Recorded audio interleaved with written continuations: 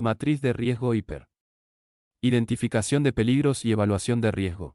La matriz HIPER es una herramienta utilizada en el campo de la seguridad ocupacional para identificar los peligros en un lugar de trabajo, evaluar los riesgos asociados y determinar las medidas preventivas necesarias. La importancia de desarrollar una matriz HIPER radica en su capacidad para ayudar a prevenir accidentes y lesiones laborales al identificar y abordar los peligros y riesgos presentes en el entorno de trabajo. Al utilizar esta herramienta, se puede llevar a cabo una evaluación sistemática de las condiciones y actividades laborales, lo que permite tomar decisiones para mitigar los riesgos y promover un entorno de trabajo seguro.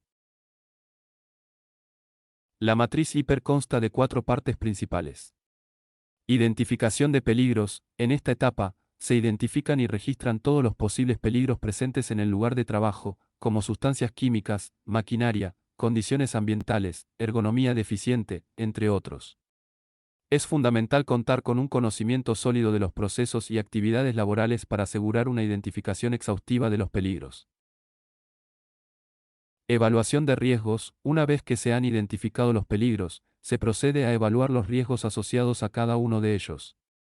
Esto implica analizar la probabilidad de que ocurra un incidente o accidente y evaluar las posibles consecuencias. Se pueden utilizar diferentes métodos de evaluación de riesgos, como la matriz de evaluación de riesgos, con frecuencia y gravedad, o la matriz de riesgos cualitativos, con clasificación de baja, media y alta. Determinación de medidas preventivas. En esta etapa, se definen y seleccionan las medidas preventivas adecuadas para controlar los riesgos identificados. Estas medidas pueden incluir controles técnicos, como el uso de equipos de protección personal, EPP, implementación de barreras de seguridad, modificaciones en el diseño del lugar de trabajo, programas de capacitación, entre otros. Es importante que las medidas preventivas sean eficaces y factibles de implementar. Método de realización. El método de análisis de riesgo e identificación de peligros es utilizado para poder controlar los riesgos emergentes de las actividades laborales cotidianas. El diagnóstico de riesgos y peligros, la cuantificación, ponderación y análisis de los resultados, permite poder adoptar las medidas necesarias para mejorar las condiciones ambientales del trabajo. Para ello, la matriz HIPER, que es una herramienta desarrollada y utilizada para evaluar cualquier proceso productivo, ayudará a cumplir con los requerimientos establecidos por las leyes en cuestiones de seguridad, para mejorar los procesos de capacitación de empleados y la planificación de nuevos trabajos, cambios y o eliminación de procesos críticos, reformas de ingeniería, etc. La matriz HIPER consta de varias partes que desarrollaremos a continuación. Análisis de procesos.